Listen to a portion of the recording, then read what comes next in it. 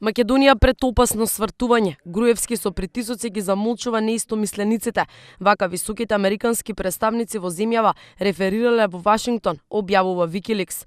Премиерот Груевски користи државни институции за да ги замолчи оние што мислат поинаку. Со судско и полициско влијание шири страв врз политичката елита да се воздржи од критики за владата. Спектакуларните апсења се прикажуваат како храбри напори на владата во борбата против корупција. Wikileaks открива скандалозни сознанија за владиното работење во 2009.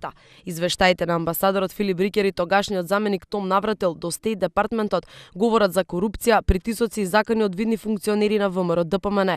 Рикер во извештајот пишува за апсењето на поранешниот директор на здравствениот дом Тренковски. На писмено стои како Тренковски се пожалил во амбасадата поради заканите од шефот на кабинетот на Груевски Мартин Протуѓер.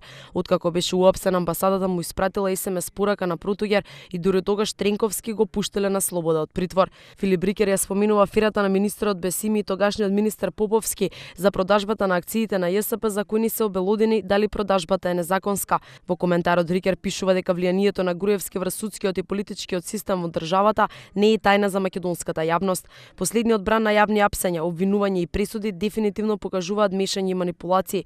Добивме зголемен број жалби за доцни ноќни информативни разговори во полицијата и закани за коруптивни истраги. Во меѓувреме нема никакви акции против инсайдери за кои постојат широко распространети гласини за корумпираност, како директорот на разузнавањето Сашо Мјалков и министерот за транспорт и врски Милеја Накиевски, пишува Рикер. Том Навратил, висок функционер во Стейт Департментот за политички прашања, пишува за контрадикторната политика на Груевски.